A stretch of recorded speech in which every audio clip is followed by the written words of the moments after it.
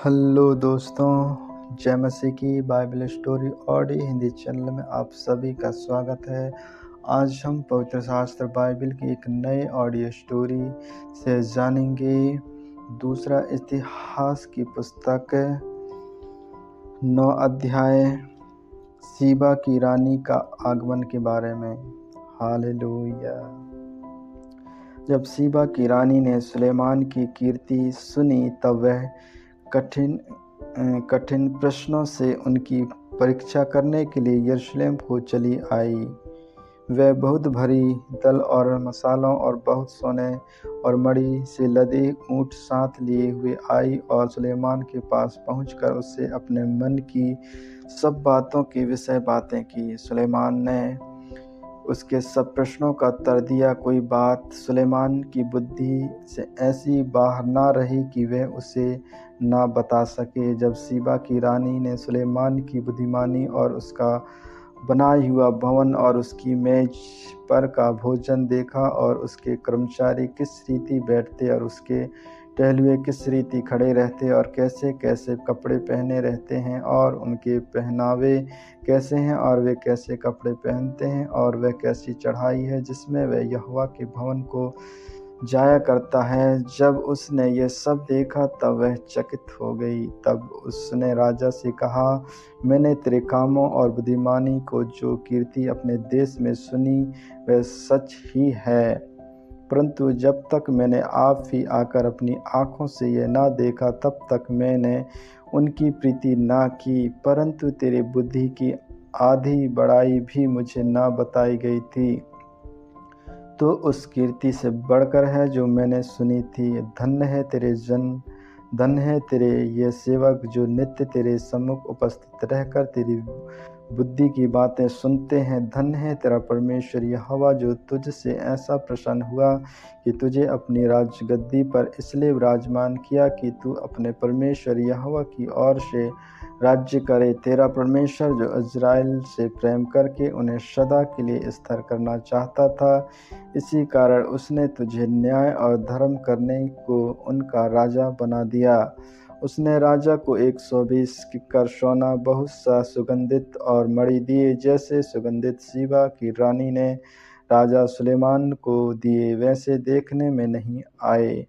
फिर हुराम और सुलेमान दोनों के हाजिरी जो ओपीर से सोना लाते थे, वे चंदन की लकड़ी और मणि भी लाते थे।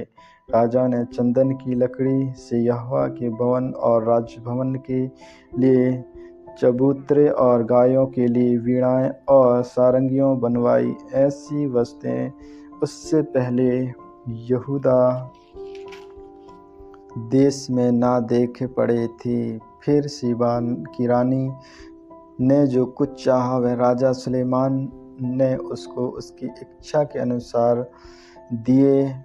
यह उससे अधिक था जो वह राजा के पास ले आई थी। तब वह अपने जनों समेत अपने देश को लौट गई। हालेलुया।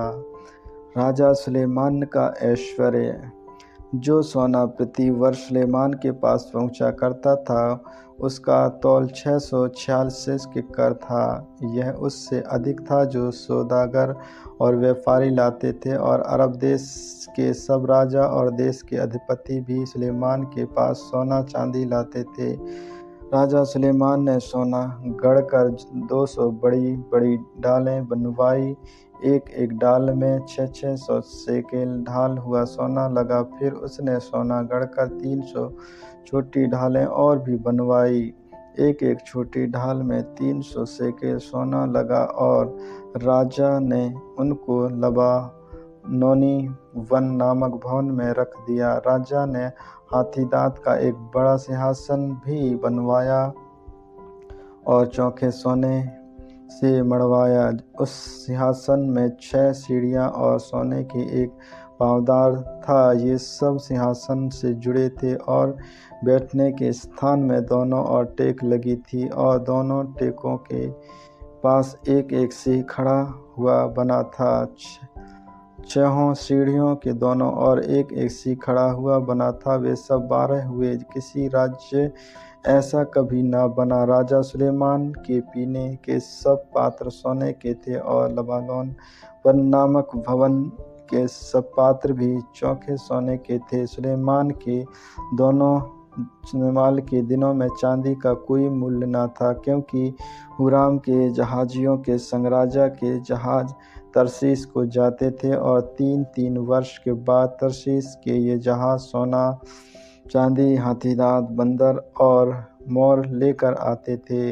यूँ राजा सुलेमान धन और बुद्धि में पृथ्वी के सब राजाओं से बढ़कर हो गया।